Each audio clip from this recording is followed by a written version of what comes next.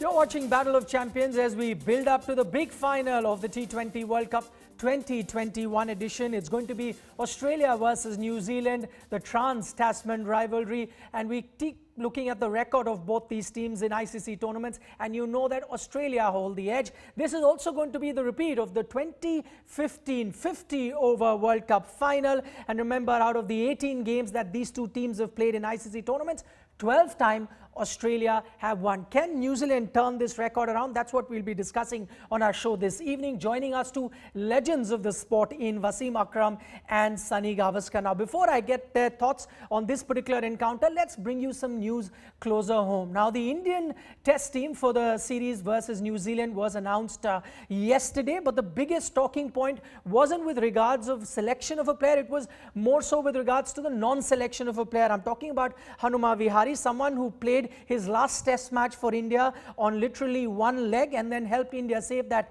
test match in Sydney. Then was also part of the England tour, but was on the bench, didn't get a chance to play in the playing 11. Now that the team was announced for the New Zealand tour, many expected that he would make the cut, but unfortunately selectors did not select him in this particular edition of the test series versus New Zealand. He though has been selected for the India A tour that will travel to South Africa ahead of their all-important South African series that India would be participating in. For more on this, I'm joined by Sunny Gavaskar. Sunny, let me start with the non-selection of Hanuma Vihari. You thought that after players like Rohit Sharma, Virat Kohli and all were rested, we saw him in that England series sitting on the bench because India would go in with one less batsman, they went in with more bowlers. You thought that he would walk into that playing 11 once that test match started in Kanpur, but doesn't find his name there. What did you make of his non-selection? Well, I think he wasn't surprised, to be honest, because he's had very little cricket in the interim. He hasn't played anything in the IPL, so he's hardly had any cricket under his belt for the last maybe 3 or 4 months. On the other hand, the others who have been selected have had some cricket, not necessarily test cricket, and therefore maybe that is the reason why they came into the picture. Also, I think a lot of times we've seen over the years that the performances in the IPL have always is not the right word, invariably been the ones that nudge the selection committee, and I think that seems to have happened. Hanuma Vihari, as I said, didn't play a single IPL game, and so out of sight, out of mind.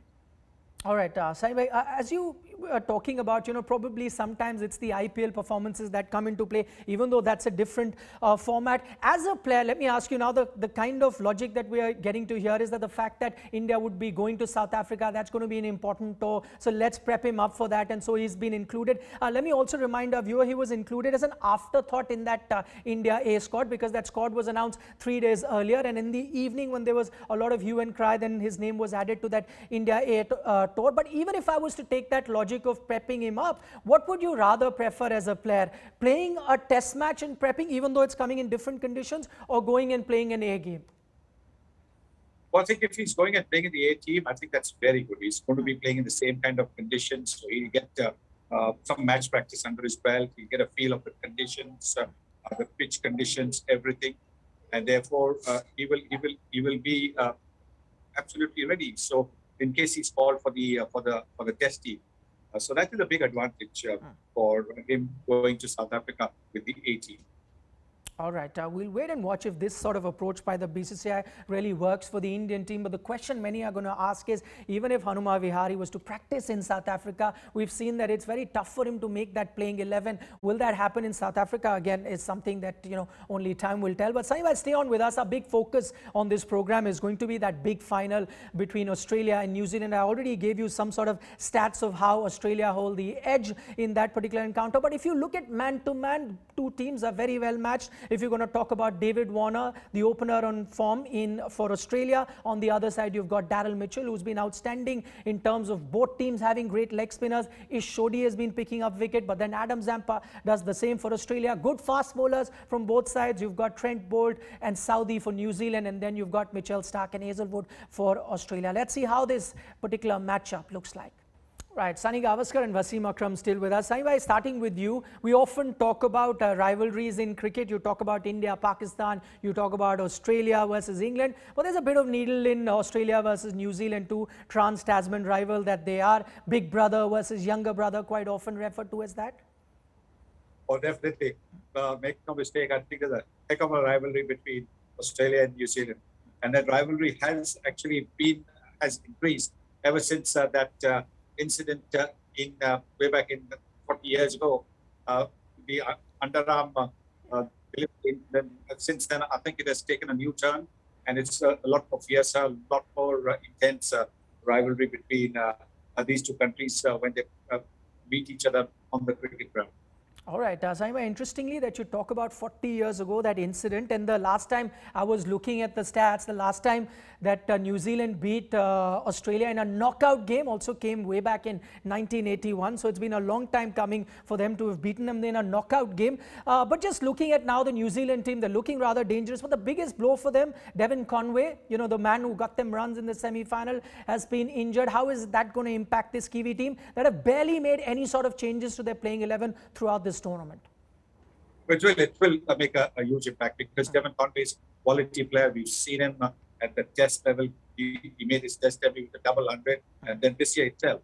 So he's been in very good form. His last 12 months have been out absolutely top class for him. As a batsman, he scored thousands of runs. He's a wicketkeeper. He's a left-hander. So we saw that combination of Daryl Mitchell and Devon Conway at the crease, how they took the game away from England, starting slowly but then accelerating after that. And so, yes, and then again after that, Jimmy Neesham and Daryl Mitchell, the left and right hand combination. So Conway not being around is going to be a huge blow. The man in form and somebody who brings his left-handedness into the equation. Very interesting, Saima, because you talk about that left-hander. I'm just taking a look at their team. So now they'll have all their top 5 players as right-handers. Now to just mix things up, do you reckon it'd be a good idea? Maybe you could promote someone like a Neesham or a Santner to, you know, have that left-hander in that batting order a little higher up? I don't think New Zealand will look to make too many changes unless they get into a position, say around the 14th or the 15th over, and they're really either struggling, they have got too many runs, but they still have wickets in hand, and they might have a Neesham going up. So it could well happen. We've seen the way Neesham turned the game around against England. Yes, I think that could happen. But I think by and large, they don't look to make too many changes to their plans. They stick to their plans. All right, so I've been blabbering these stats right from the start of the program, you know, that out of the 18 games that these two teams have played in, you know, ICC tournaments, 12 times, that's a winning percentage of almost 75% in favor of the Australian team. Does that give them any sort of psychological advantage? It definitely does. I think when you've won more often than you've lost, then you just enter the field feeling that, you know, come what may, that you will be able to turn it around. And so the Australians, I think, are on a roll. They've got the momentum. In the knockout, it's not just against New Zealand. In the knockouts against most teams, they have an unbelievable record. So they will fancy their chances of claiming this ICC 2020 Cup for the first time. Okay, now Australia go into this particular tournament. I agree, Wasim bhai, on this one. This particular match as the favourites. Wasim bhai, that wasn't the case, you know, when the tournament started. No one really counted them as one of the favourites. Do you reckon one major reason why now Australia are being considered the favourite for the final is that striking of form of David Warner? Australia weren't the favourites even to qualify for the 4 tops because of their recent performances, recent T20 form. And yes, David Warner is one of the main parts of the Australian cricket team, especially in this format. He's a fighter, he fights hard, he feels well, and obviously the way he bats. He's a very aggressive batsman, and he's in good nick, picked, like you said, picked at the right time.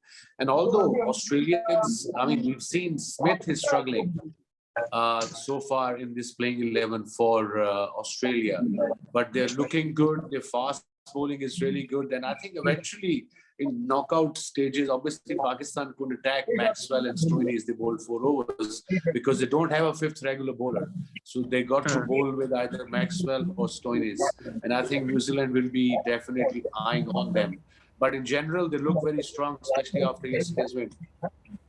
Okay, let me get you, Sanjay, on that David Warner question. You reckon one thing that really makes him dangerous, we often see with batsmen when they're not in great form, they tend to slow down as far as their strike rate is concerned. You don't see that with David Warner. You know, no matter what the situation of the match, no matter what his personal form, I look at his strike rate, striking at almost 150, and that's what really makes him dangerous.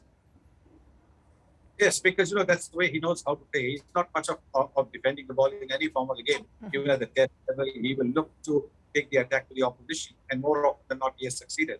That's why he's been such a wonderful player for Australia in all three formats of the game. I don't think he's going to change his approach. He might get out, and the Australians will allow him that. The Australians know that if he gets going, he's going to take the game away. So they will allow him to play the game that he knows best, and that is to go after bowling straight away.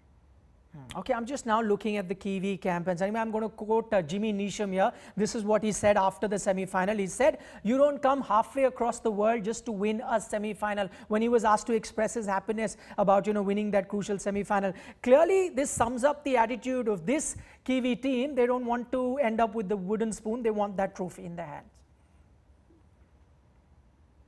Definitely does. Look, this will be the second title in the year for them. Because don't forget, in June, they beat India in the World Test Championship finals. So that's one title, one trophy in their hand. And they had a wonderful reception when they went back to New Zealand. It's a small country, all right, but they had a very, very fine reception from the cricket lovers there. Remember, rugby is the #1 sport there, but when they saw this world title, every New Zealander was delighted, very proud. And I think that memory is what will spur this team on as well. Because they win here again, they will get a similar kind of reception. Although, of course, they will come to India to play the 3 T20s and a test match before going home. But they win, they go back in December, they'll get a marvelous reception and they'll have a marvelous Christmas. I don't know whether it will be really good for cricket. Share your thoughts with me. To have the same champion who's the Test champion as well as the T20 champion, at least it will prove to everyone that Test cricket still remains the best format. If you excel in Test cricket, you can excel in any format. That is generally the case. That is generally the case. Because see, what Test match teaches you is to get your technique right, to get your temperament to be very sound, to be able to withstand all kinds of pressures. And once you do that, then it becomes a little bit easier to go into the other formats. You play a lot more if you're organized as a bowler, organized as a batsman. Those things stand you in good stead when you have to try and do the unorthodox stuff in the white ball game. Okay, Wasim, I'm going to ask the same question that I asked Sunny about Jimmy Neesham. I just gave the quote of what he was saying, that he's not come here to win just the semi-final. In fact, he's not just saying it, he's also walking the talk. Because if you remember that image that went viral after that semi-final is of Jimmy Neesham sitting there motionless after his team has won such an exciting contest. He doesn't even get up to celebrate or clap. And when people really asked him on social media that, you seem so ice cold, he said, "Hey, I've not just come here to be happy after winning the semi-final." Clearly, they're walking the talk, this Kiwi team. Yeah, I mean, if you see what happened with them during the last 2019 World Cup finals, England and New Zealand, and I suppose law of physics, maybe they deserve to win. I'm not so sure.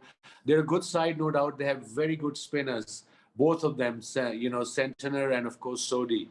So their attack is kind of complete as far as 5 bowlers concerned, and equally good sides. But if you ask me who are the favourites for tomorrow, I think the way, like you said, Nikhil, early on, Australians have an edge for Sunday's final. Very interesting. Wasim Bhai there says Australia to him are the favourites. If I was to ask you to pick a winner, who would you go with? I would say that if Devon Conway was fit, maybe I would have said 50-50. But with Devon Conway not there, a new batsman, new person coming in, he played just the first match. Tim Seifert, he hasn't played after that. It's not going to be easy for New Zealand. And like I said, Australia's record in the knockouts is awesome. All right. Just going to, we're talking about who the favorites are. Is it going to be Australia? Is it going to be New Zealand? Wasim, if I could come to you, all this talk about the team that's in form and, the matchups and everything. At the end of the day, you reckon all of it is going to boil down on who wins the toss? Because we've seen it throughout the league phases. We saw it in the 2 semi-finals. The team that is chasing ends up on the winning side. Yeah, absolutely. And that's not fair. I've been saying it all along. They have to come up with some ideas. Okay, we can't afford maybe covered stadiums, but either start in the afternoon, give a fair chance to both the sides. What you don't want, what it has been, we have seen in this World Cup, you win the toss, 90% you win the game, 80% maybe you win the game. And these are very good odds for team chasing. So yes, the toss will make an effect, and teams who won't toss, the 7 to 10 to win I mean, like I said, 80%. And that's not fair. Okay, Saiva, just help us out here. Wasim bhai says that we need to come up with better ideas. It's not fair. How about this idea? We saw few games that New Zealand and Australia were played in the afternoon because it suited their television audience. How about this idea of having the final in the afternoon? Takes away that due factor. Also, is prime time for the two finalists. That makes eminent sense. Really makes eminent sense. Looking at the way things have panned out in this tournament. And at some stage that the due factor comes in. So maybe even for the knockout stages, they could have said, we will have a look and then we'll decide. Because look, once you come to the semi-finals, before a ball is bowled, both teams are aware that the match is now going to start in the afternoon and not in the evening. So both sides then prepare themselves mentally to be able to take the extra sort of weather issue with the heat in UAE, or if wherever you're playing. Also, I think they'll take into account that there might be no due factor, so the composition of their final playing 11 might change. So yes, I think it is something that organizers all over the world, and not necessarily in the ICC events, but maybe look at that if it comes to the finals, rather than have the toss and the due play a major role, why don't we play it in the afternoon? Because the viewership is going to be great anyway. It's the finals, so viewership is going to be fantastic. All right, and it's going to be played in Sunday. Why just prime time for Australia, New Zealand? In fact, all across the world, people would have time to watch. As Sunny Bhai was saying, there is going to be enough viewership there. Plenty then for the organizers to chew on. Sunny Gavaskar, Wasim Akram, thanks so much for joining us, and always a pleasure